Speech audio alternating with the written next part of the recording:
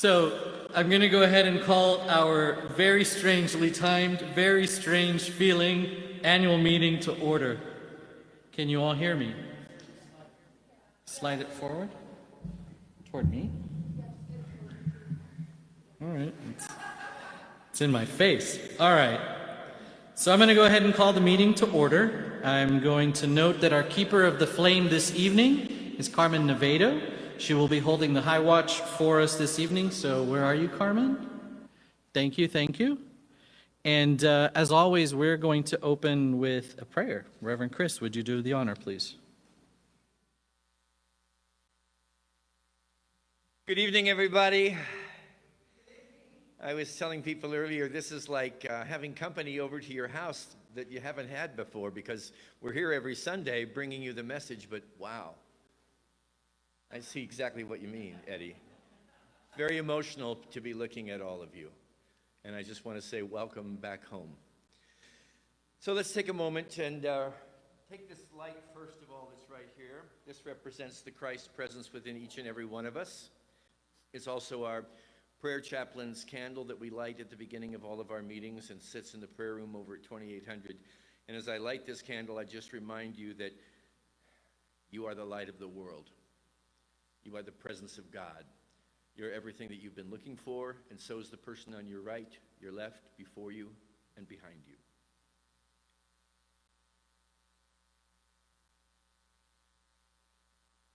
Now let's take the light that we're observing outside of us, close our eyes, and remember that light lives, dwells, and has its being within us. We are the light of the world. And we are grateful to be gathered in this place under whatever circumstances we may find ourselves, to affirm and to remind ourselves of the truth that is setting us free in each and every moment of our eternal life. That God is all there is. And that any seemingly adverse conditions or circumstances outside of us are but an invitation to go deeper inside of us.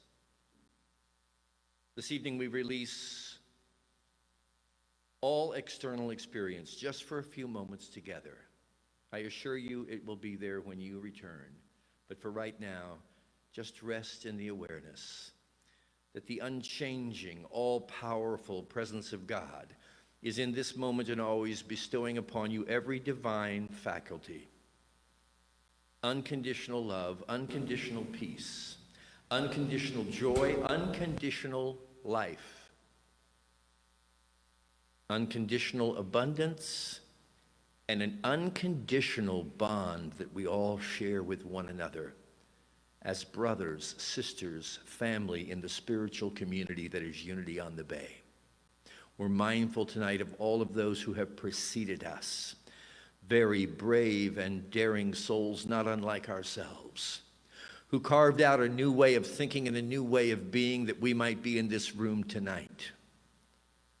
Dear friends, we are closing on 100 years of Unity on the Bay.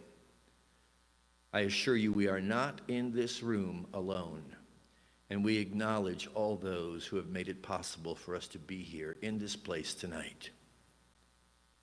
Above all,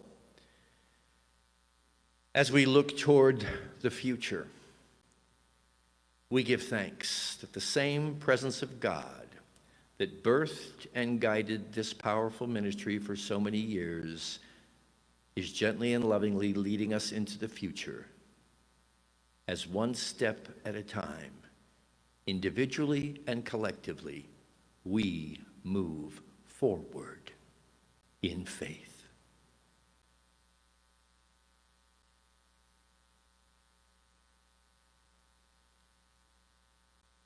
We let it be, so it is. Thank you, God. Amen. All right, so I was saying that we have taken all the necessary steps to have this meeting this evening as safely as possible under the circumstances that we are facing with the COVID pandemic. We've taken everyone's temperature on the way in, everyone is wearing masks, we're socially distancing. So God willing, we will get through this safely and healthy. So I have got to do the reading from the bylaws regarding this meeting this evening. And this comes from Article 4, Section 4.10A and 4.10B. Qualifications. To be eligible to serve on the Board of Trustees, a person must be an active member of this ministry for 1 year immediately preceding her or his election. In addition, candidates for election shall endeavor to live in accordance with the unity principles, work to further the vision and mission of this ministry through active interest, love, and support, be a sincere and continuing student of unity, always remaining conversant with its teachings, and shall have demonstrated leadership capabilities and/or core competencies in areas relevant to the good governance of this ministry. Nominating Committee. Selection. A nominating committee will be formed at least 3 months prior to the annual membership meeting. The committee will consist of the senior minister and 3 members selected in the following manner. A, the board will elect one of its trustees not up for re-election to serve on the nominating committee who shall serve as chairperson.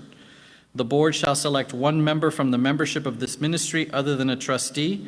Such member may alternatively be elected by vote of the membership at the annual meeting. C, the minister and the 2 selected committee members shall select the 4th member from the membership of the ministry. Duties and responsibilities. The nominating committee will initiate a search for at least 1 qualified candidate not already serving on the board per available position for nomination as members of the Board of Trustees. The report of the nominating committee will be provided to all members at least 10 days prior to the annual membership meeting in accordance with Section 3.5C of these bylaws. And I believe that concludes the reading of the technical boring part of our bylaws. So now I'd like to introduce to you the chairperson of the nominating committee, our board vice president, John IRVIN.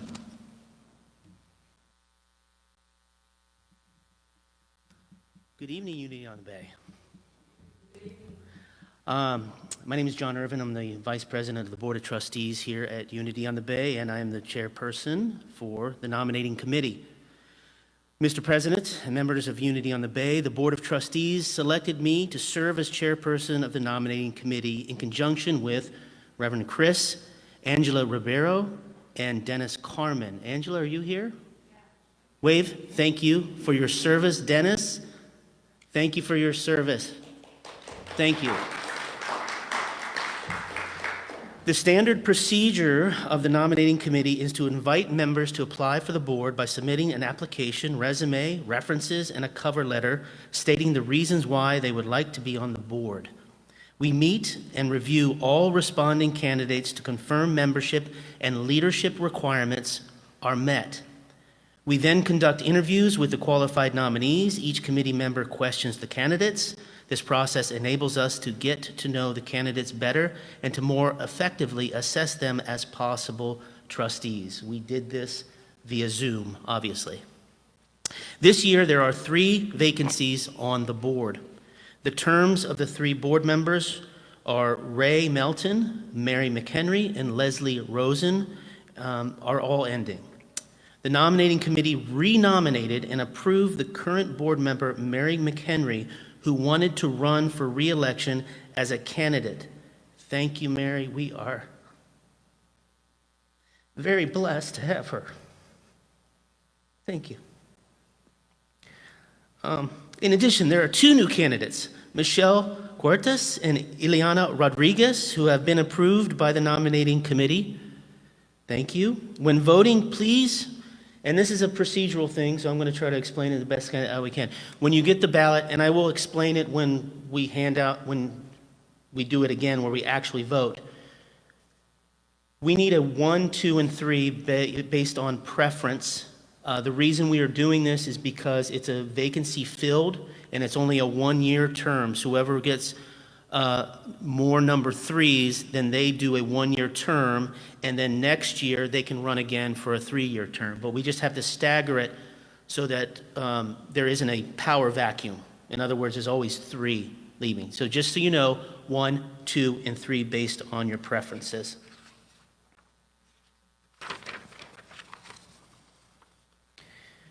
Unity Worldwide Ministries encourages the recruitment of trustees who possess a high spiritual consciousness as well as specific and needed professional experience. This balance of skills and attributes help ensure the sound leadership of our spiritual community. The committee feels confident the candidates meet the qualifications requested by Unity Worldwide Ministries. At this time, I would like to call for any nominations from the floor. Please note that anyone making a nomination from the floor will be given a form and should review the checklist of needed skills determined by the nominating committee for the Board of Trustees. Be prepared to speak of the needed interest, skills, and experience the nominee offer to the congregation.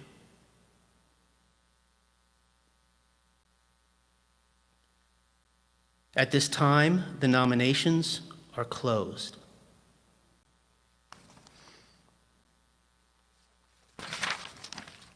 Thank you, everybody.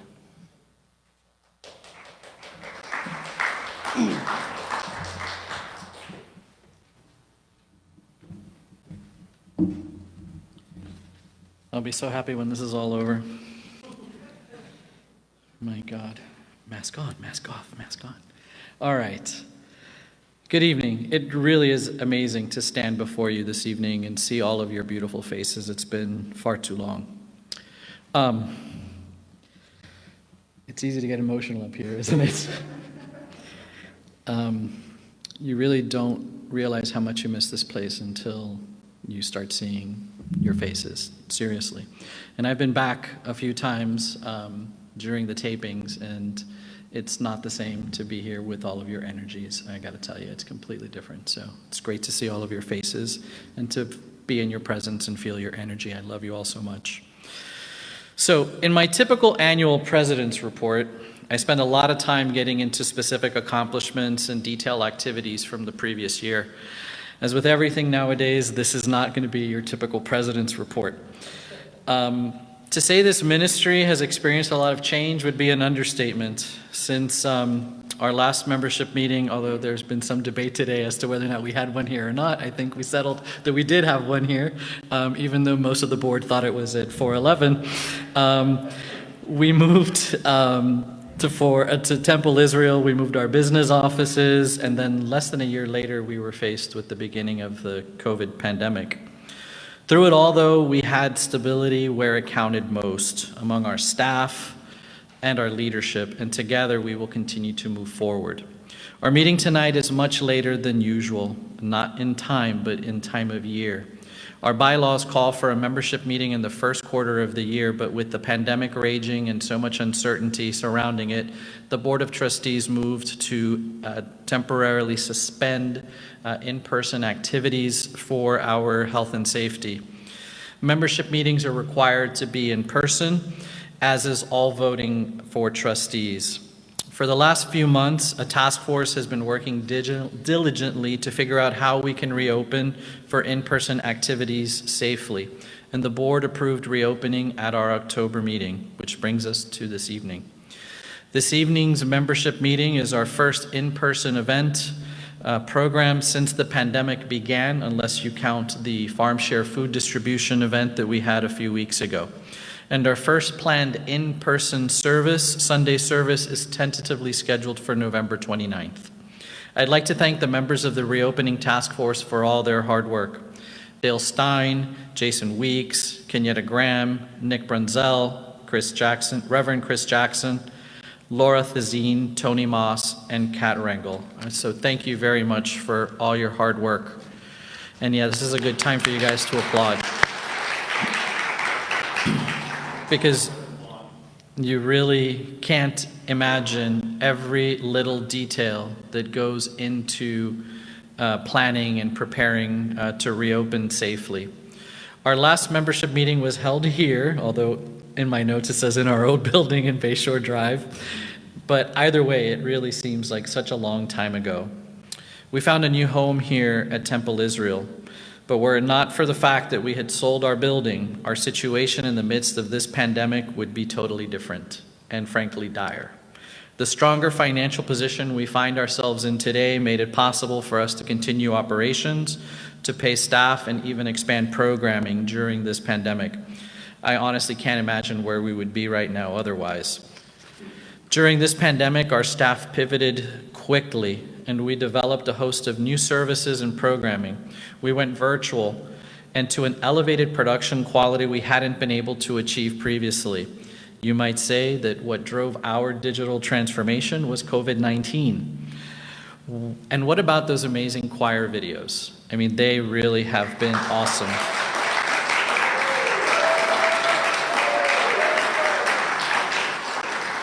I apparently need to sing on Sundays to get a strong applause. Dale, I'll be rehearsing shortly. Anyways, they have been amazing. So thank you to you and Rachel. I know you've been very involved in that, and everyone else. So they've truly been bright spots for me during this time.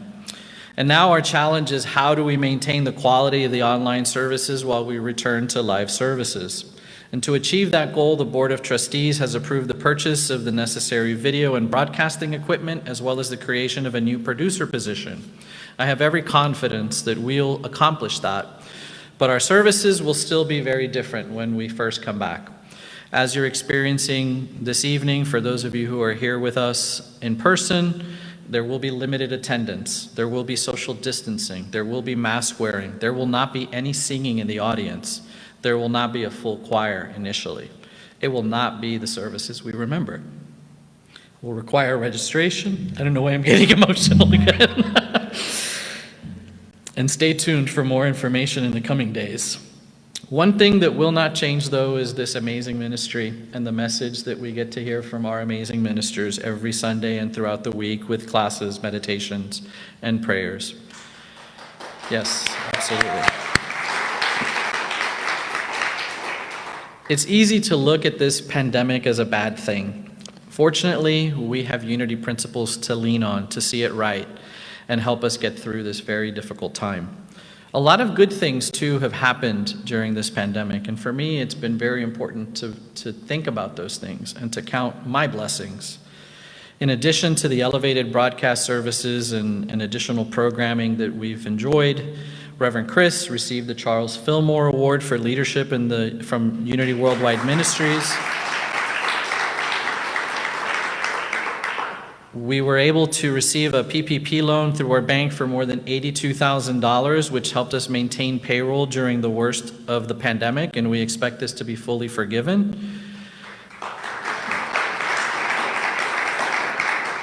All right, maybe I don't have to sing.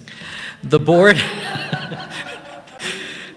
voted to continue paying band members and other contract staff that we weren't using. We had a host of special events, probably more back-to-back than we've ever had. We had Panache Desai, we had the Ruiz brothers, we had Jack Canfield, and of course, Deepak Chopra. We hit a milestone on our Facebook page with 10,000 followers, and our website has received over 50,000 unique visits just this year. We celebrated Reverend Juan's 15th anniversary as a member of the Unity on the Bay staff.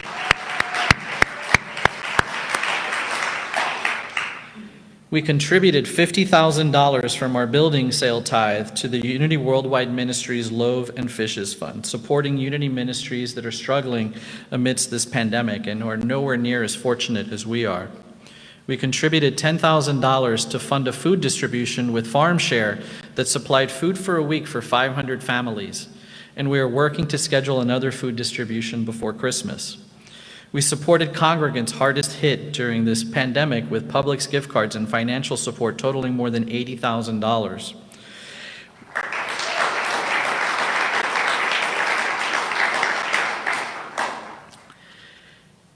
And what was really interesting about that, and this is the most emotional meeting we'll ever have, I'm sure,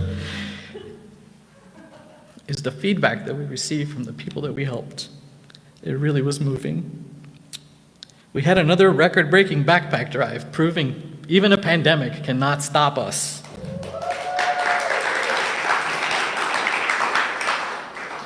And we stood with the Black Lives Matter movement and marched in support of racial justice.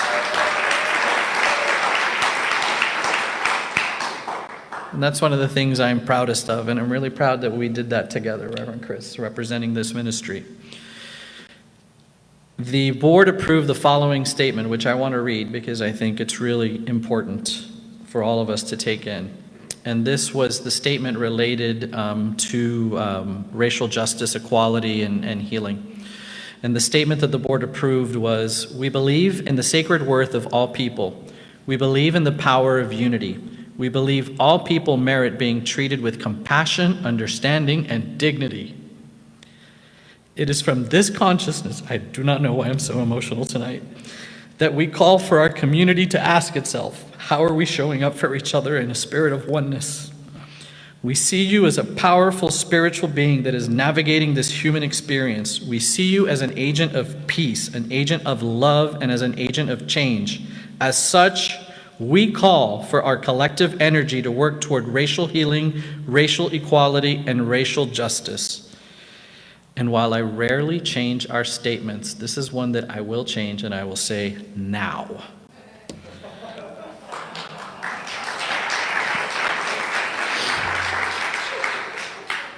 You got that one, Juan?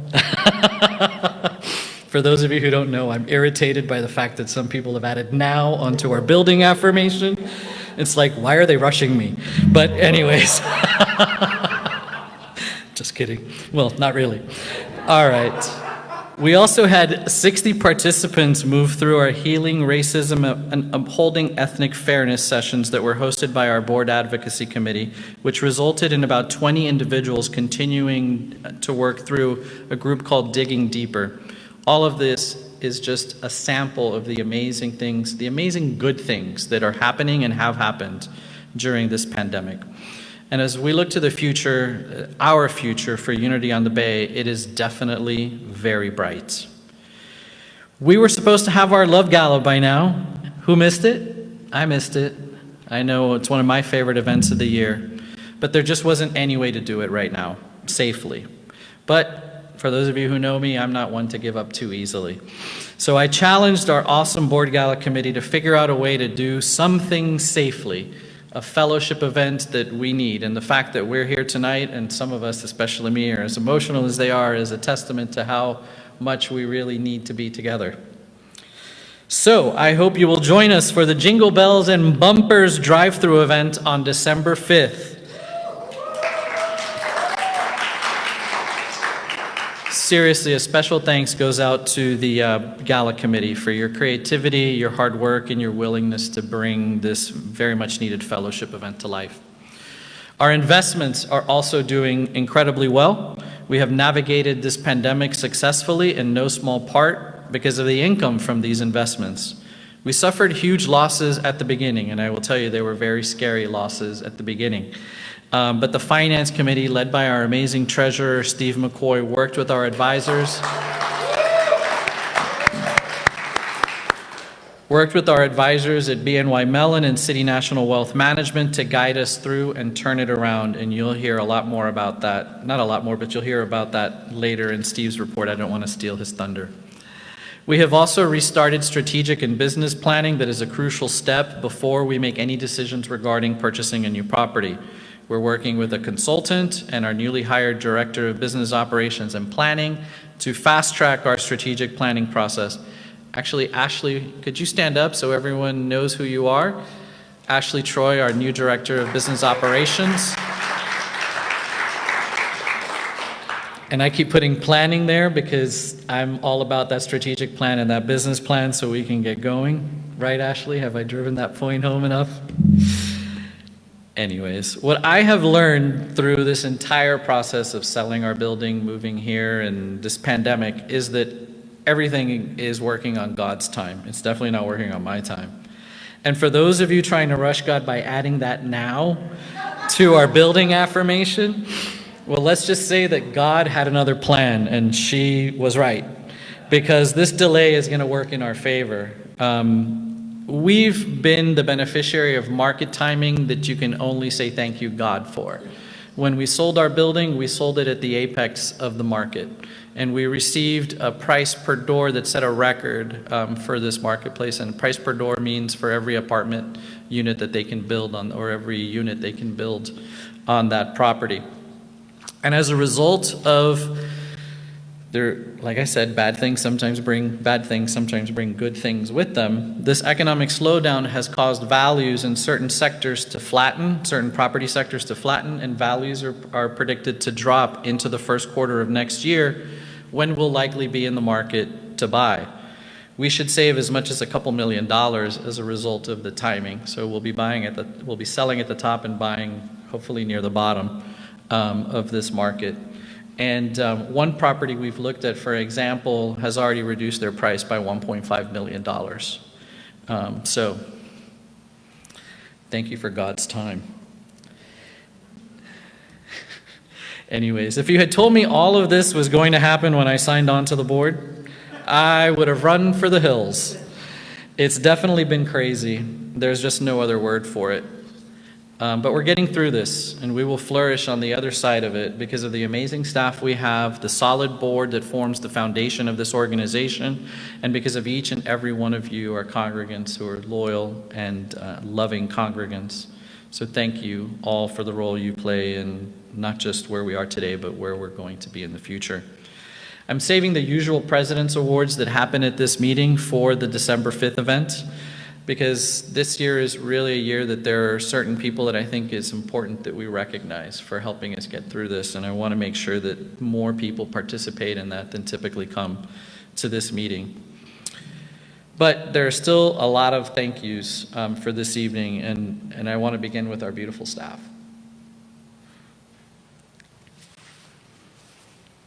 My father's calling me. It's incredible. I told him where I was going to be. He apparently wants dinner. But seriously, I needed that moment of humor. What an incredible staff we have. And I will tell you,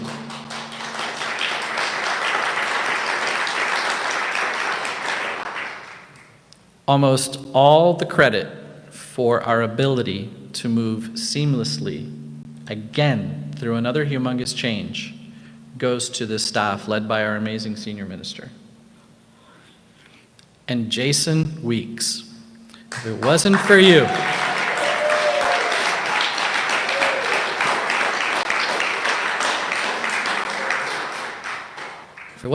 I'm not sure how many people would see what we're doing here on Sundays, to say the least. It probably would have been a band of 6, 7 people who are here on Sundays. So thank you, Jason, for all you've done to not only help us get our message out there, but elevate the production quality of our services. And our board, I have to tell you, this is such an amazing group of people, and it makes it easy to be president for 7+ years because of these amazing souls. And 3 of them have terms ending tonight, including Ray Melton and Leslie Rosen. Unfortunately, they couldn't be here this evening, and they will be missed. Their service will definitely be missed. And the 3rd one, who John alluded to earlier, and again, I'm going to try not to get emotional. God, I don't like being like this. This isn't usually me. I'm the cancer, hard on the outside, soft on the inside.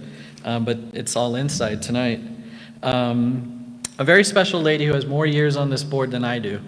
And probably more years on the board than anybody on the board, although maybe Laura and her are tied. But that's Mary McHenry, who has given this organization so much, having served on the board as president and treasurer previously, and tonight she stands for re-election. I am always grateful for your counsel, Mary, for your perspective. You're an integral part of the board, and I wouldn't want to do this without you.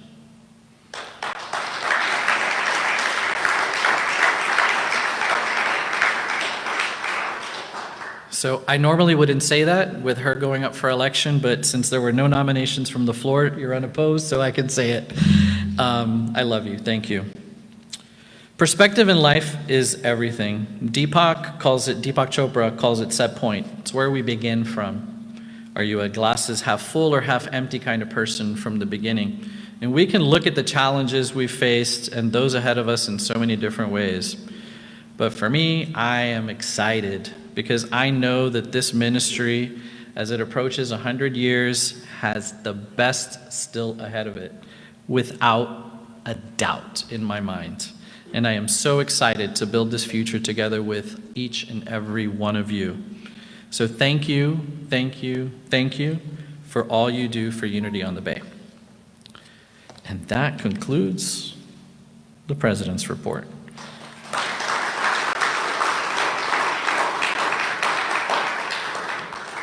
That may be the shortest one yet. You can thank me later.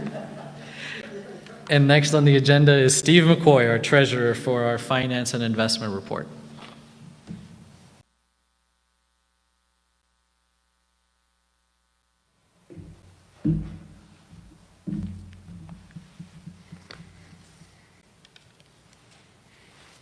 Good evening, spiritual family. I was so happy when they told me we didn't have to wear the masks up here because my eyeglasses were fogging, and I thought, how am I going to read these numbers? But it really is. The room is filled out since I sat down, and it's really great to see everybody. This is really amazing. So, for our financial report, Jason? Tonight, for the financial presentation, I'm going to review the P&L for September year-to-date 2020 versus September year-to-date 2019. I do want you all to know that we did do an audit in 2019, and it has been completed, and that will be put up on the Unity website for your review. I'm also going to give you an update on our investment portfolio. So first of all, I don't know if you're going to be able to read that, so I'll read you some numbers. Our revenues for September 2020 year-to-date were $369,061 versus last year, which were $853,680. That was a variance of negative $484,619. You can see in tithes and offerings, we had $238,006 versus $295,934 for a negative variance of $57,528. I do want to mention that, remember, in 2019, we sold the property and we moved in March, right? So that was in 2019. In March of 2020, we've experienced COVID. So we've kind of, in our numbers, have had an impact because there was a transition moving here and there was a slight downturn in tithing.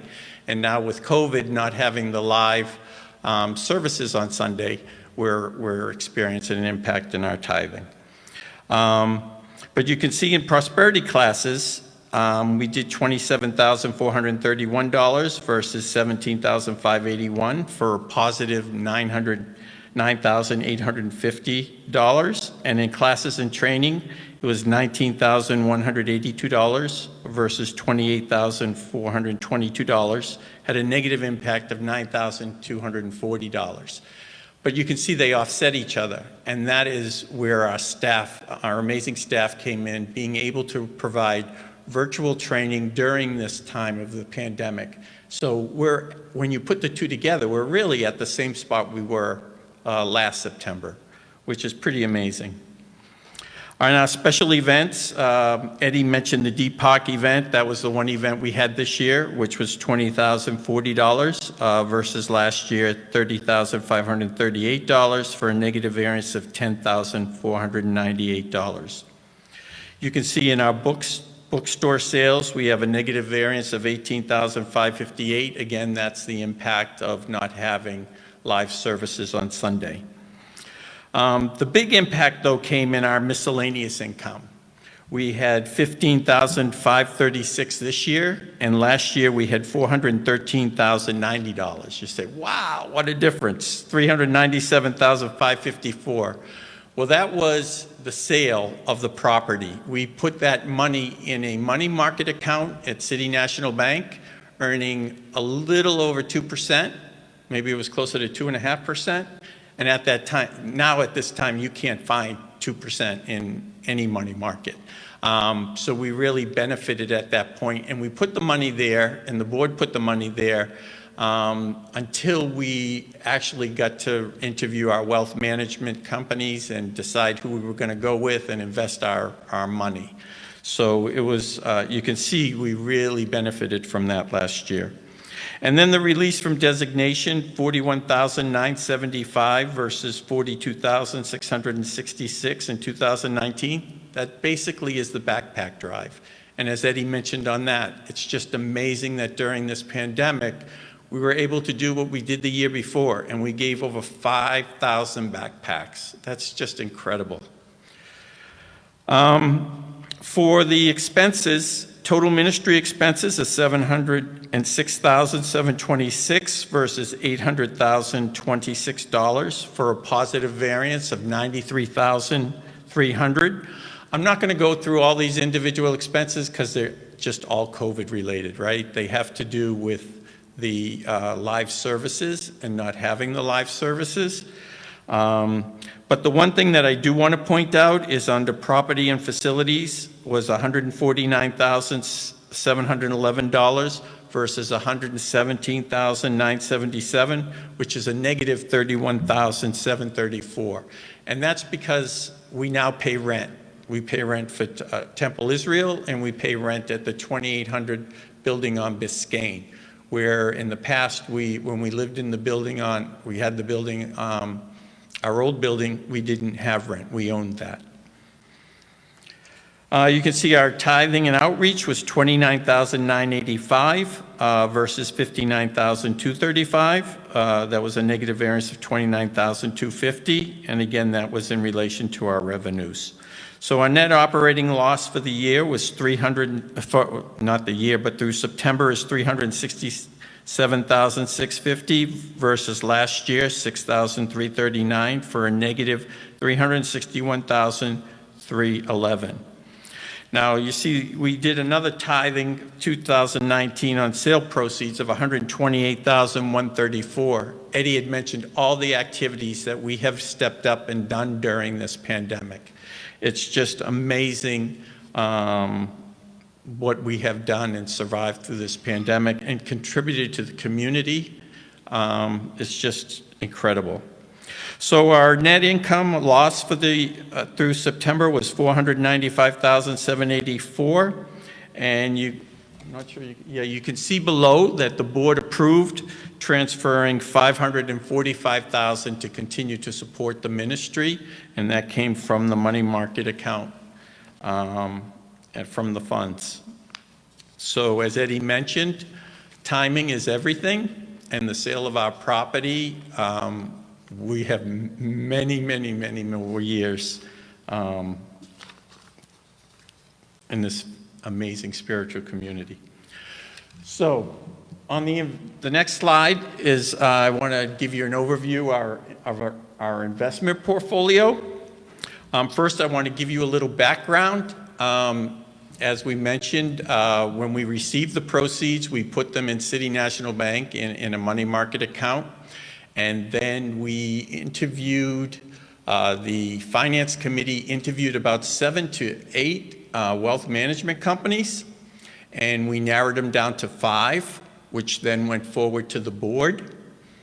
And in the board's infinite wisdom, we decided to go with 2 companies since this was very new to us. And you're always getting advice. You want to be able to be sure that you have something to weigh it against and to have that expertise. We were very fortunate that we had 2 good companies, City National Bank being one of them, and also Mellon Bank of New York. So that's where our money sits right now. And they're our wealth representatives. With them, we developed what we call an IPS, which is an investment policy statement. And what that does is it shows the roles and responsibilities of our finance committee, which we established, and who serves on that committee is Reverend Chris, Eddie, Mary McHenry, and myself. And so it determines the roles and responsibilities of us as well as the wealth management company. It also determines the Unity on the Bay policy for managing our funds. And that I'll get into a little bit more. But if you look at the investment portfolio, we started with $27 million in December of 2019. You can see as we hit March, there was a sharp downturn in our investment, and that was due to the pandemic. We all know the stock market dropped in March significantly. So our investment went from $27 million to $25.1 million, a loss of $1.9 million. And then you can see over the last 7 to 8 months, we've slowly built it all back to the point of, as of November 9th, we are at $27.7 million, 700,000 higher than the original investment. But it's been, as Eddie said, a wild ride. We had the investment committee has quarterly meetings, phone calls with our wealth management companies. And we had one last Friday, the 6th of November. And I remember saying to one of them, you know, you look at our portfolio through the year and you say the patient had a heart attack and they've come back very nicely. So we have a lot to be thankful for and a lot to be blessed for. So to give you a little more detail on the portfolio, if we go to the next slide, you can see we mainly invest it. We have our money in cash and money market. We also have it in fixed income. Fixed income is, you know, stable. It's less risky. It's mainly government bonds and company, business bonds, corporate bonds. We also invest in equities. Those are the stocks and the mutual funds. And we also invest in alternatives. Alternatives are usually non-traditional securities. They may be like real estate, venture capital, or private equity. They're higher risk, higher return. You'll notice that they're the gray that are in the slides.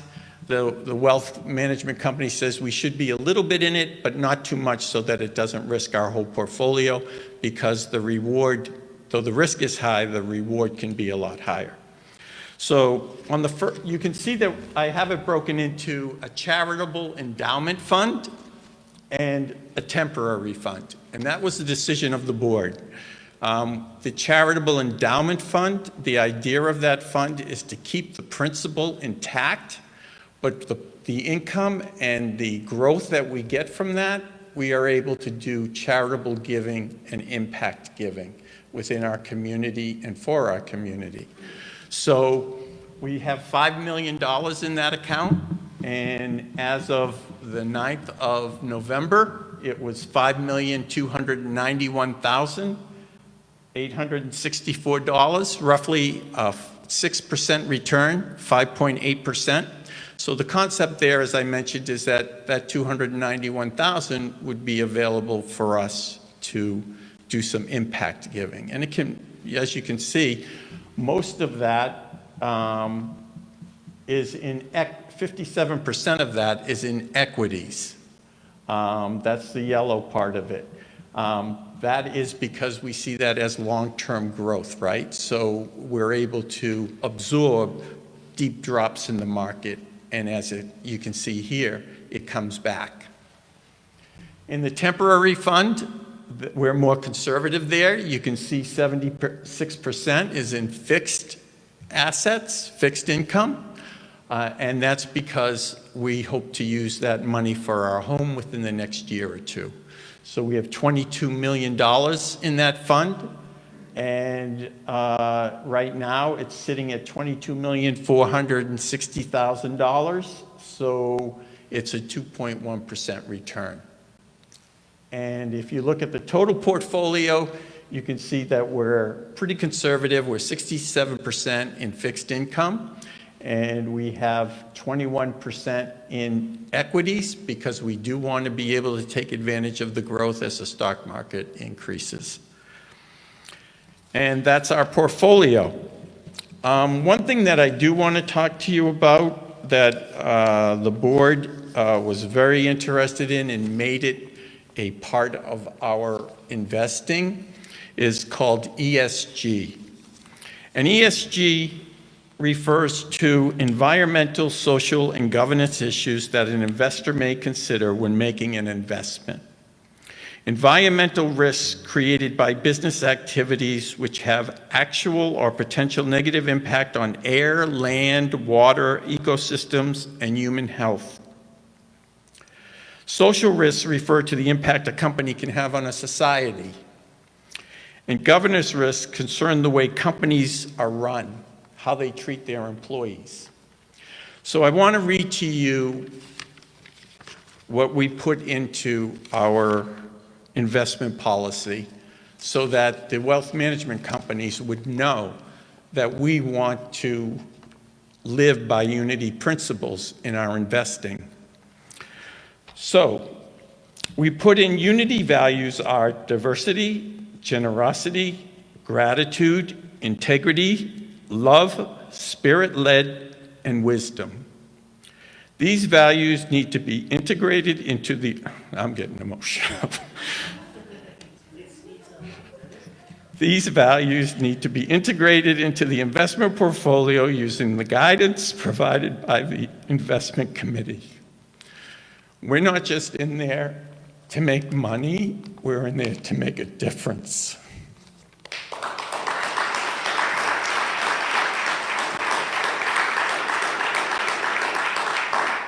So, the investment guidelines. Avoid firms with history of frequent unresolved environmental, social, and governance controversies. Seek to invest in firms that have a strong ESG risk management process with established sustainability programs that have respect for natural resources, invest in their communities, and treat their employees well. Seek to invest in firms that capitalize on the diverse skills and experience of women, people of color, LGBTQ community, and differently abled people.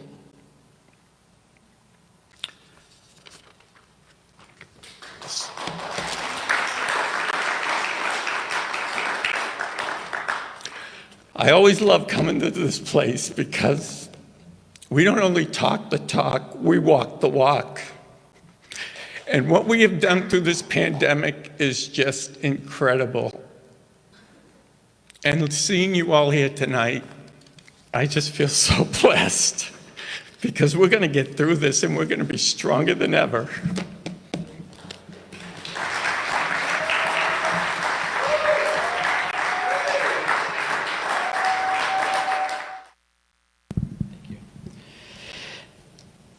Anyways, I'm just going to tell you one of the most stressful things of this pandemic has been that investment portfolio.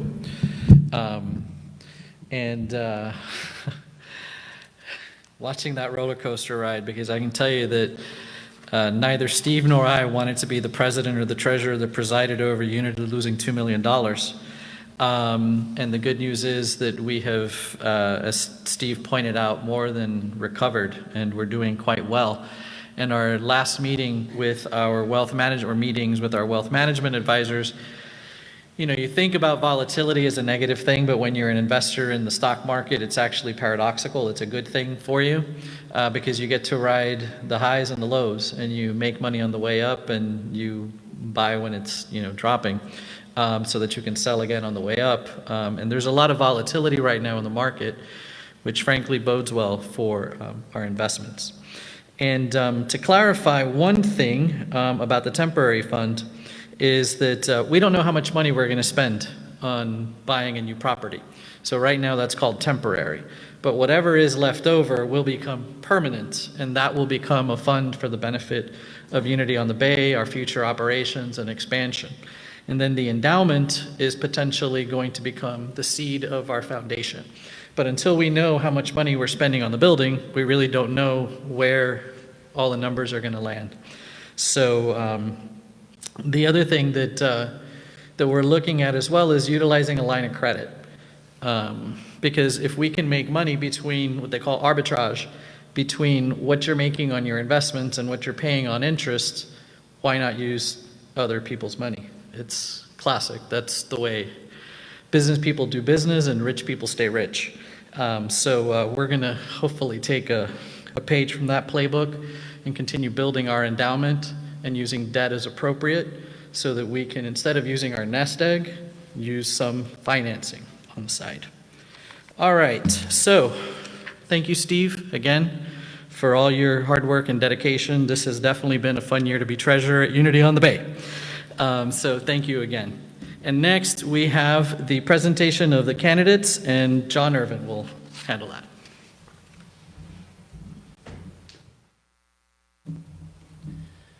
Thank you, Eddie. I gotta center myself for a second and align with the divine for me to say this, but we need to give a huge thanks to Eddie Dominguez.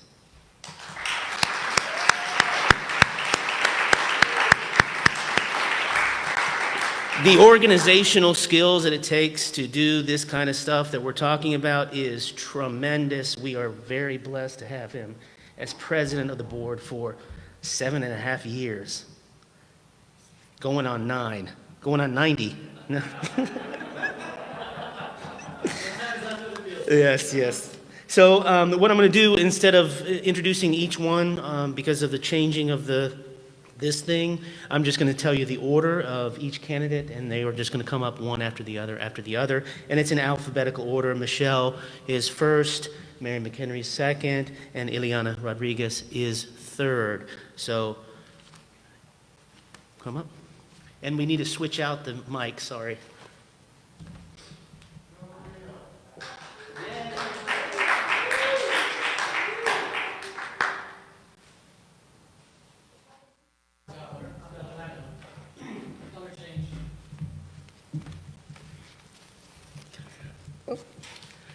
Good evening, everyone. I'm going to try my best not to get emotional, since it seems to be kind of the energy up here.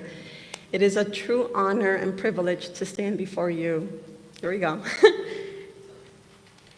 As a candidate for the Board of Trustees of Unity on the Bay. Unity on the Bay represents a lot of different things in my life: spirituality, knowledge, community, but most importantly, it represents service. In the words of the motivational speaker, Brandon Burchard, your passion grows as you find where to serve. I was called by Spirit to serve at Unity on the Bay almost immediately upon joining. A deep sense of belonging made me feel that this was the community where I wanted to bring my time, talent, and tithe. The last 3.5 years at Unity on the Bay have been amazing.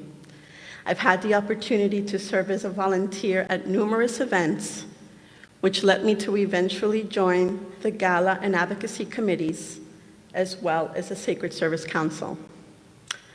A committed board member brings a lot of value to an organization.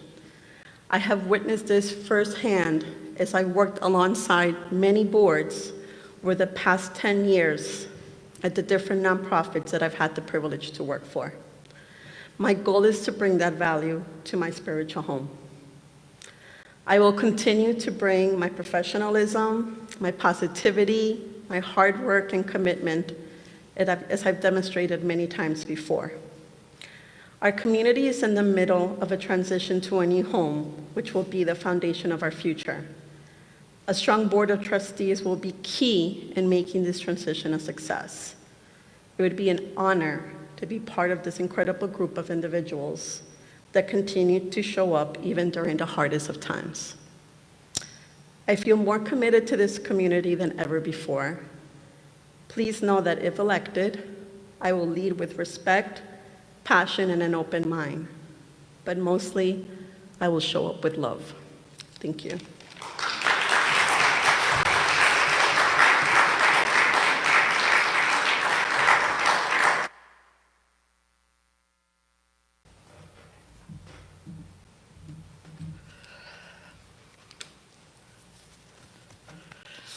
Good evening, Unity on the Bay. There's 2 organizations that are a part of me. The first one, for those that know me, is the University of Miami. Actually, the night I was born, my family was at the football game. My mom went to the hospital. So I say I bleed orange and green, but I've taught there in the School of Business for 35 years, and it's been an integral part of my life. But there's another organization that's in my bones. It's part of me. It's who I've been blessed to be a part of in the last almost 15 years. I remember the first time I came to Unity on the Bay.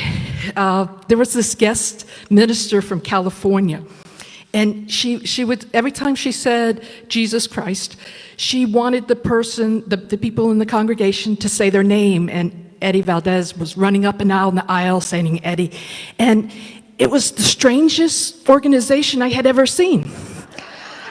But then the next night, I went to an SEE class in the upper room, and I met some amazing people. I met Juan and many of you, but the love that's shared in this organization has made such a difference in my life. And soon after, I started getting involved with Unity on the Bay after that first experience, and I continued to take SEE classes and learn about Unity teachings and how congruent they were with my beliefs. And then I was asked to host an Adventures in Faith in my home, and I said, okay. And so I did that, and one of the participants that came to my home later told me, well, she chose my house because I had checked off I have dogs and cats. Well, that may not sound like much, but then she became my wife. So Unity on the Bay has been such a big part of my life. And then I continued to serve. One of the things that I remember is I took a bunch of YOUers to North Carolina for a week at Unity Camp. That was amazing. And I continued to serve. I served on different councils. I've served on the Board of Trustees. I was president for 3 years and continued as treasurer for a while. But in all of this, I've learned about love. And Unity teaches about love in many different ways. But one acronym I think of when we talk about love is living one's vibrational essence. And that's what Unity allows many to do. And, you know, often I'm asked at board meetings or different things, can you check your email for what happened about 9 years ago? So I'll look up something in my email. And so, you know, I have a history with Unity on the Bay, but what I really want is to be part of this future. I want to serve on the board, and so that I ask for your support in voting for me for the Board of Trustees. I love Unity on the Bay.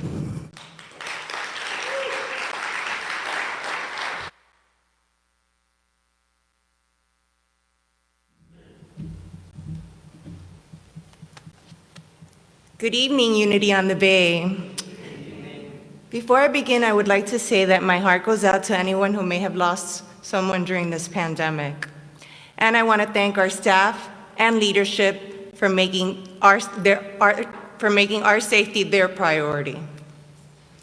So my name's Ileana Rodriguez. I'm a native Floridian of Cuban descent, and I'm an only child, which has taught me the importance of family. And that's what I found here at Unity, a family. I'm a flight attendant by trade, which is why I value and appreciate the concept of home, and why I've been called to serve at our home. I've learned and grown so much spiritually from Reverend Juan, Isabel, our chair Kevin on the Spirit Group Council. I see a few friends here from Spirit Groups. Thank you for coming. It's always fun to serve with Pilar, Nick, and the rest of the ushers. And I'm very excited about serving on the Care and Communication Subcommittee for Building Our Future. I believe our most auspicious days are just around the corner. Before I was blessed with Unity in my life, there was the power of union. I was part of a small group of flight attendants that organized and sought representation. And as long as arduous as that road was to achieving our first contract, what I'm most proud about that experience is not the contract itself, but the relationship we were able to maintain with our management. Even years after the fact, the former CEO invited me out on their boat, a radical concept for today's times. I share that story with you this evening because I believe it is a testament to my character. I am fiercely loyal, I'm very committed, I'm very persistent, and I'm a hard worker. So if I am elected, I would promise to serve with all my heart at Unity on the Bay. Thank you, and stay safe, everyone.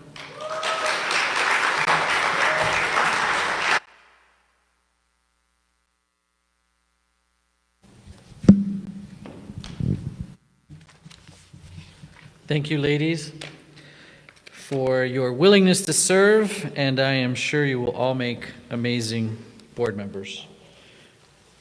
So now it's the time to vote, and you should have a piece of paper that looks like this. I'm going to remind you that this year voting is a little bit complicated because we have one term that is for 1 year. So you guys probably all remember Achilles. He resigned. Leslie Rosen was appointed to fill part of his term. We're required to have an election in the following year, and that is now to fill the balance of Achilles' term, which is 1 year. So because the meeting is so late in the year, however, that means that whoever is in that position will stand for re-election again in March when we have our next membership meeting, God willing, semi-pandemic free at least, and on the regular cadence, which is in the first quarter of the year. So we have 3 candidates, we have 3 positions, so all you really have to do is rank them 1, 2, and 3. 1 is your first preference, 2 is your second preference, 3rd is third preference. And that means whoever gets basically the most points or number will end up serving the 1-year term. Are we all understood? Okay. Very good. So we are going to start the voting. Fill out your ballot. And Nick, is anyone else helping Nick, or is just you doing it? Okay, so just raise your hand when you're ready, and Nick Brunzel will come and get your ballot.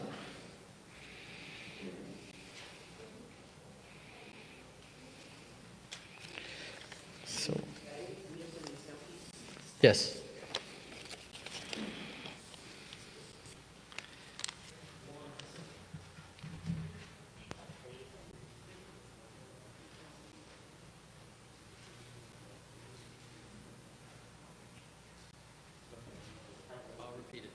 Okay, so just to be clear on the 1, 2, 3, you rank them in order. So whoever's your first choice is number 1, whoever's your second choice is number 2, whoever's your third choice is number 3.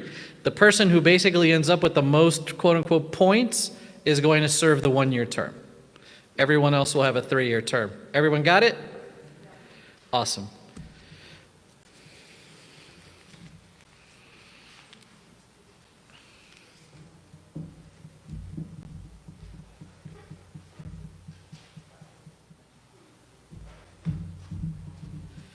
Okay, the voting is now closed.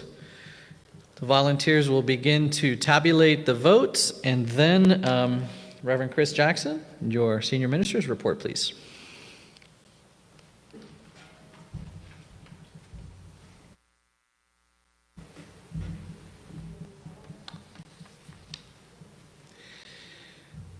Again, good evening, everybody. Typically, in this report, I would share with you the future. But please don't think for a moment that I'm ignorant enough to try to do that tonight, because the reality is, I think we've proven to ourselves that we have little to no idea what the future really holds. I often remember times when I've stood up on this platform in front of Unity on the Bay and said the words of Buckminster Fuller when he shared that the human species is the only species ever to occupy planet Earth that was presumptuous enough to think that it was in charge. So tonight I say the future of Unity on the Bay in many ways is unknown, and yet it is absolutely certain in the mind and in the heart of God. Of that I am absolutely sure. I want to thank Eddie Dominguez again, because I'm telling you, friends, to have the honor of working by this man and seeing what he has done at this most critical time. In ministry, every time is critical, but most especially the time we're going through right now. Huge transition. The sale of that property was monumental, and it took a level of skill and acumen and savvy that frankly few people have. And I know that the Spirit of God brought Eddie Dominguez to us for that purpose. I want to thank Steve for his report and for the, if you could be in my shoes for even a moment and observe the way Steve looks at our finances and deals with our investments, it is honestly as though they are his very own. He cares so much for them because he cares so much for Unity on the Bay. I want to thank John, my brother. We've been going through this for a long time. I'll get into the rest of the board in just a moment because there's a story behind all of them, and I'm deeply in love with each and every person that I have the honor of serving with. Carmen sent me an email, I think it was this morning, maybe it was last night, but you actually recited in that email much of what I wanted to say before all of you this evening. And that is that we have been, I believe, by divine curriculum, learning some incredible lessons over the past couple of years. It was very difficult, you know, for us to depart from 411 Northeast 21st Street after 60-some years of calling that home. And yet, I remember the first Sunday here at Temple Israel, I realized that Unity on the Bay had not gone anywhere. We were still here. We were more than a building. Enter 2020 and the COVID-19 crisis. When we could not gather physically, there is no one that could have told me that Unity on the Bay wasn't hugely about our physical gatherings, and yet we have proven to ourselves, and I've seen it in action through countless numbers of Zoom calls with varied and different ones of you, we were still there. We were still there. So we've been learning a lot about maybe what in our truest identity we're not, or what we're more than. All of those things are valuable. Our building was valuable, our gatherings were valuable, but we are more than that. So then what are we? I believe we are one of the most powerful spiritual energetic vortexes on the planet. I believe that for nearly 100 years now, my friends, we've been generating this, and it's gone far beyond our walls out into this world. We're a powerful vortex of energy, each and every one of us individually and all of us together. We're not alone. I believe with all my heart that there are many of these vortexes around the planet right now.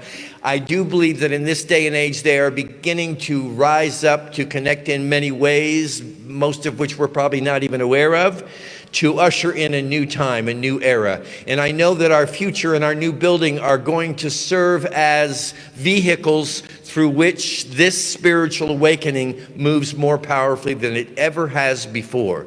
We are so beautifully poised, not only through the great blessing of God that we received from the sale of our property, but from the absolutely outstanding individuals that make up this community on every single level, from our members and friends to our sacred servers, to our lay leaders, to our stewards and our visionary stewards, to our phenomenal board of trustees and staff. I've been watching this for almost 15 years, and sometimes it wasn't easy when I saw things come and go as quickly, abruptly as they sometimes did. But as I look back on it now, you know, hindsight is everything. I see where in every situation, Dale, I'm looking at you right now. You know, I don't know what I would have done without you, what we would have done without you. This is true of Dale at a crucial juncture in the evolution of our music ministry. But it's been happening everywhere where I've been able to watch this magnificent orchestration of right people, right timing, right place, right activity over and over again. So I tell you from the depths of my heart, we're ready for this future. Though it may be unknown in many ways, it will expose, it will share itself with us as it has been doing through this whole time. One of the things that I am especially excited about, and I wasn't excited when, of course, this pandemic came, and my heart goes out to all those who have been impacted by the loss or the ill health of loved ones as well. But one of the things that I am especially excited about, and I wasn't excited when, of course, this pandemic came, and my heart goes out to all those who have been impacted by the loss or the ill health of loved ones as well. But I did see where it pushed us into one of the visions that we had for our new home, and that was to be a state-of-the-art multimedia center that would be able to reach its arms around the globe. And we have been doing that, my friends, whether you realize it or not. We have been getting our messages, we've been getting our services, we've been getting our identity out far beyond the walls. That was always part of the plan. It's now helping us to realize what's the ratio between what's required for a physical facility versus what kind of investment needs to go into reaching out electronically and virtually to touch more and more people. We can see that now. And we couldn't, these choir videos are going all over the world if you don't know that.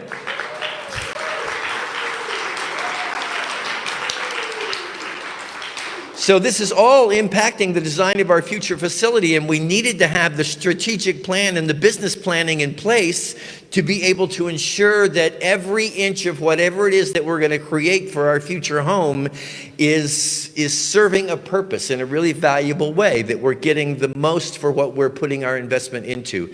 And to that end, it is extremely heartwarming to me that we were finally, even though we began the search for a director of business operations before COVID ever even arrived, we had to completely surrender that and, of course, move into transferring all of the programming online. And we then re-entered that recruitment process, and that experience brought us Ashley Troy. And Ashley, I've only been working with you for a few weeks now, but I've watched the way in which, the same way I've been watching for all these years now, where the right person comes into the right place at the right time, and it just fits, and it just blends. And this woman, I want to tell you a little bit about her, because you're going to get to know her really well as the future unfolds. Ashley will be a member of the executive team, which, if you don't know, is myself, Reverend Juan, Jason Weeks, and now Ashley's joining us. And as a member of this team, she's going to be working closely with staff, board, and lay leaders in the development and implementation of our strategic direction for the future. We need to get a real firm plan together. She's also going to be responsible for our business operations, human resources, overall financial management. Many of you remember Jerry Koster. He was our former CFO. Jerry did a lot of these functions, and when he left us just before the move, and I have forgiven you, Jerry, completely for that. But when he left us just before the move, we all absorbed these executive responsibilities. And so it was a big addition to our regular workloads. And I'm not going to say it didn't impact in some ways things that we felt were important for us to do, but we had to take care of that. Now that we have Ashley in this position, which was approved earlier by the board this year, we're really set. We're really poised now to get a lot more motion, not only into the strategic planning effort, but also with Reverend Juan and myself, and Jason will be partnering with us, some really dynamic, new, innovative programming. And this is so important right now, that we start to put our energy and our creativity into new and better ways that we can reach out. Ashley's graduated from Walden University with a doctorate in business administration, as well as a BA in professional photography. And prior to joining our staff, she was serving as COO of ScrubDoc, which is a physician staffing agency, and as a professor at FIU and MDC. So Ashley, we are so grateful to have you here, and I see you doing great things. So at the end of the day, the one thing I do know that Unity on the Bay is, my friends, is people. It's you and it's me. And it's all of those that we serve, whether they're in this room right now. If you know me very well, it has always been a desire, heartfelt desire of mine, that Unity on the Bay operate in integrity inside of our organization and our business, just as we promote the message of mutual respect, love, and cooperation outside of our walls. And I honestly can tell you that it's never been better, not only in the 15 years that I've been here, but in the more years than I'm willing to admit that I've been in ministry. I've never seen people work together like this. I've never seen a board come together to compromise when compromise was required, to bring balance to whatever equation, to honor and recognize each other. I've never seen it at the staff level like I've seen it right now. Juan's been here a long time too. My dear friend, and I love you with all my heart. We have seen the best of times, and from a human perspective, we have seen the worst of times. But these really are the best of times right now on every count. And I would relive it all again to be in this position with you right now and with all of you. We're so fortunate to be where we are. To each member of our Board of Trustees, Mary, all your years, Laura, oh, goodness. You know, this is more than a business enterprise. It's more than an organization. It's like a love fest. And I'm not just preaching at you on this one. We have done this, and you have done this, because it's collective consciousness. It's the vortex at work. What is needed is always drawn in just the right way at just the right time. So we know who's on the bus, including you. Where are we going? Well, we are going God's way. We've been reminded so much this year of the unpredictability of the human scene, but hopefully our faith in the divine has been strengthened, and we know, and I know you do know this. I do know this. We are in the right place. We are at the right time, and we are doing the right thing, one step at a time, moving forward in faith. It was March 17th, 2019. Can you remember all the way back to 2019? And in our last service at 411, I read these words, and I want to read them with you again, because although it may be taking a little longer than we thought for all this process to unfold, we need to hold, I believe, this vision in our mind. And whether it specifically turns out to be exactly what I'm about to read that I read in March of 2019, I think it's pretty darn close. So here you go. Just take this in. As the Unity work in Miami approaches its centennial, plans have begun toward implementing a new vision for the future. Following the sale of its home of more than 60 years, Unity is seeking a new location in which to create a community center serving all of Miami that offers an even more diverse variety of spiritually oriented activities. These include the healing arts, children's programming, peaceful green spaces, water features, and relaxing ambiance.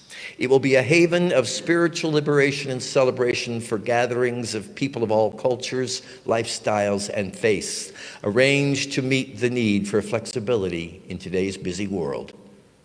The new Unity will be an oasis of inspiration suitable for retreats and a premier venue of enlightenment, offering internationally acclaimed speakers, classes, and workshops to support our inclusive community as it serves as a catalyst for spiritual awakening, evolution, and action.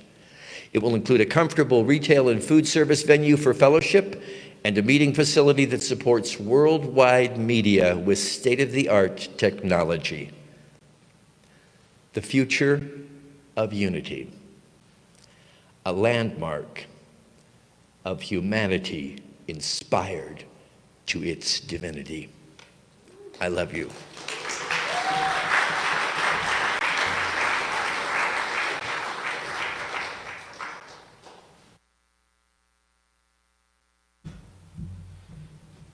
The good news is that we don't have to wait for any concessions or recounts tonight.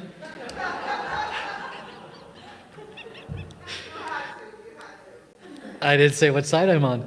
Anyways, so reporting the vote, and it was a very close count.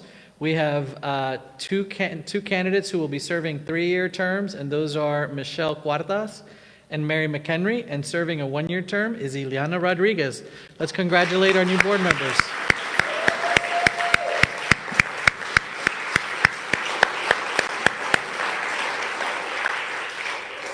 So this may have been the most emotional membership meeting ever, except I think there was one that was more emotional than this, and for those of you who were there, you will probably agree it was the night we voted to sell 411. That was emotional too.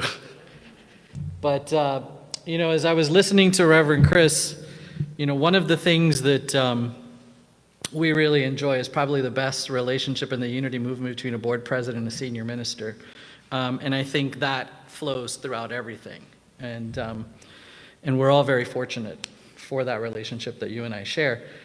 And for that, I am very grateful. And I really, for those of you who don't really get out in the movement, you hear a lot of horror stories from other ministries about what happens between boards and board presidents and senior ministers and whatnot. And we had a little bit of that 6+ years ago.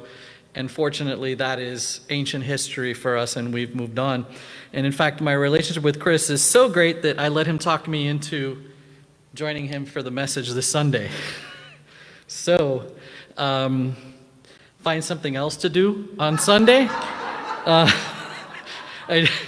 I'd rather not embarrass myself, so please feel free to go golfing, have brunch, anything, but on Sunday, well, it's not going to be this Sunday. We're taping this Sunday. It's the next Sunday that it would be broadcast. I'm still so confused about all that. But anyway, so this Sunday, tune in. I think it's Reverend Chris, right? It's you this Sunday because it was you last Sunday. And then the Sunday after that, it's Reverend Chris and Eddie. Go golfing, go brunch, do something. You know, when Mary, you were talking, it was kind of funny because I had a similar take on my first visit to Unity on the Bay. And for those of you who don't know, I was raised Catholic, and I still refer to myself as a recovering Catholic. And I remember the first day I was up on the wing of one of the sides at Unity on the Bay, and all of a sudden these people lift up their hands and start blessing these kids. And I'm like, what the hell is going on right now? And for someone who came from Catholicism, nothing could be more heathen-like and bizarre. And at first I was like, I was talking to my now ex at the time, and I said, I'm not so sure about this place. And we talked each other into coming back, and I'm really happy that we did because the next one sealed the deal. Anyways, I joke a lot about it, but I would be nowhere else other than standing right here and right now. There's some important dates that I want to remind you of, and I know that one of them you will hear a little bit more of because Juan will not do the closing prayer without talking about it probably. But we have Give Miami Day coming up on November 19th. So please stay tuned. I think the messaging on that has already begun. But if you can support us on Give Miami Day, please do so. On November 29th, that's our tentative reopening date. So I ask you to keep that date and affirm that reopening with me and the rest of the staff and board. And our Jingle Bells and Bumpers, which I'm really excited for, and I think I'm saying that right, on December 5th. So that's going to be a drive-in with a movie, Christmas theme. It's going to be fun. You better be there. And before we go, I want to thank the nominating committee and John Irvin one more time for your work. And I'm not quite sure when we get back to normal, but all I have to say is that seeing your faces this evening has been probably one of the high moments of my year. So thank you for being here. Thank you for your smiles, your presence, your energy. And to officially close us out, because I never get to officially start or close anything because the ministers hog that job with opening and closing prayers, I will turn it over to our Associate Minister, Juan del Hierro, Reverend Juan del Hierro.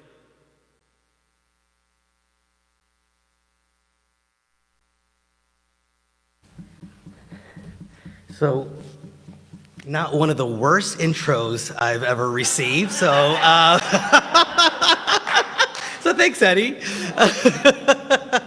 So really quick, I just want to let you know that by the end of this weekend, you will be able to go on our website for the Christmas bumpers event. That's going to be on Friday, December 4th. So in case you just put that down, it's December 4th. It's okay. You can be there 2 days in a row. Yeah. The other thing I want to just share with you is, yeah, we're in the midst of Give Miami Day. And if you just take a look around the room, if you're watching on Facebook, but seeing the comments and just knowing the energy that is a part of Unity on the Bay, you know that Unity on the Bay is so special. And that we are here. We've talked about all the transitions, all the changes, all the shifts, all the evolution that has brought us to this place of health and well-being and deep love for each other. And it wouldn't be possible without each and every one of you. I think of what just Mary, you know, it was really great to be at the end because I probably got all my tears out while everybody else was sharing. But Mary, you know, you mentioning, yeah, we've been part of the history. And even more important is we're choosing to be part of its future. Like, how beautiful is that? So we have some really great incentives for you to be a part of Give Miami Day and give towards that future. So we started off with one of our visionary stewards, Jose Arevalo, who gave an $8,000 matching donation. And checked that off because we reached that number. Want to thank our president of the board, Eddie, because some of you probably don't know this, but the match that he did this year was an incentive for each of our board members to have a champions page and be very involved with the fundraising through Give Miami Day. So he himself already has done an $8,000 match in support of Give Miami Day. And so Chris and I looked at that and said, well, we better put our money in there too. And so tonight, Reverend Chris and I together have a $5,500 match. And so we really ask that you go online today, and we're gonna tell you a little bit about that. But if that's not incentive enough, we're gonna show you a little video to help you with that. We are nearing 100 years of being a spiritual community in Miami. Together, we've been through good years and through some tough years too. Years like we are going through right now. But through it all, we've held true to our faith and our commitment to being your spiritual home. It's so clear that you've done the same for us. Your faith-filled giving is an example of God in action, and it touches our heart. We're inspired by your stories of how unity has changed your life. Here are just some of those stories. And I'm so happy to be talking about Unity on the Bay right now. My spiritual home, their family, their support, their community, their service. They are all about service, and they make me want to be of service. Even during COVID, even the last couple of months, they're constantly doing service. They were giving out Publix gift cards to families in need, some that I knew personally. And as part of the Digging Deeper Racial Justice Initiative, I've had the opportunity to work with some of the most kind and dedicated people I've ever met. The Bay is just all about giving. I feel good to be part of a place that cares not only about its members, but also about helping the community at large. So from the backpack drives to voting to Give Miami Day, there's never a time when we're not trying to make the world a better place. Unity to me is a place I can say, it's like home. I can go to Unity any Sunday and there's always a happy face, somebody greeting you. You can look around, you can see the kids running around because they're gonna go to their own little place where they're having so much fun. At some point I found, and together we realized that we were having a lot of questions in our spiritual journey and we were not being able to find those answers in just the meditation. And we started looking around in our community for a place or a center to join that will help us find answer to those questions. And that's when we came across with Unity.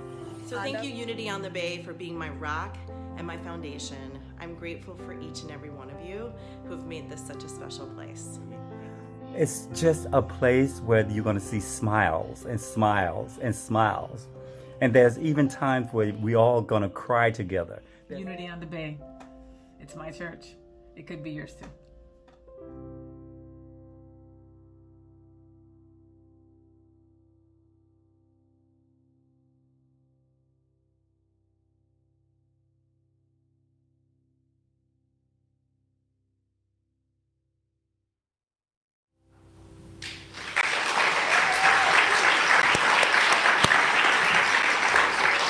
So if you haven't pledged yet, please make Reverend Chris and I pay. See, I've changed it around. Before we used to say, make Eddie pay, make Eddie pay. Make Chris and I pay.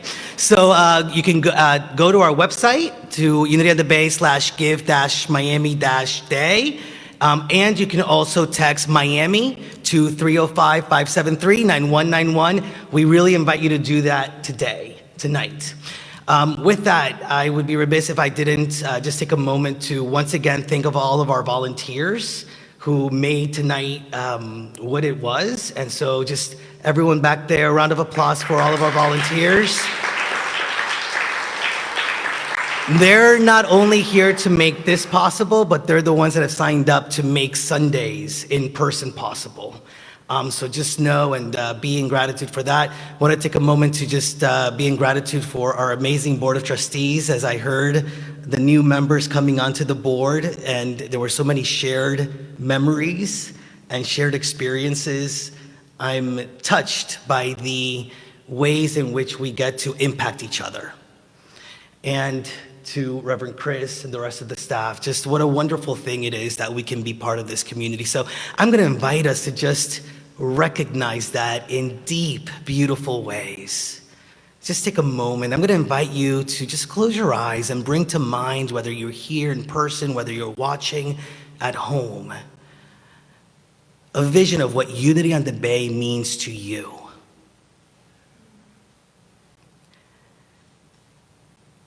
And you're probably getting a smile upon your face. And definitely a smile within your heart, for Unity on the Bay is truly the ways in which God has expressed in our lives in beautiful, deep, expansive ways. Unity on the Bay, its people, are the ways in which we have been able to not only experience and receive love, but to be expressions of love. And we have gotten to know each other deeply, all that we are. And so as we think upon Unity on the Bay, as we think about our place within this wonderful spiritual community, we know, we affirm, and we move towards humanity being fully inspired to its divinity. We move towards a world that works for all, and we move towards a deeper recognition and a deeper understanding of the ways in which we have been blessed, and yes, just as important, that we have been a blessing. Thank you, God, for bringing us together, and thank you, God, for the walk that we walk and the journey we take together. So it is, as we let it be. Amen and amen.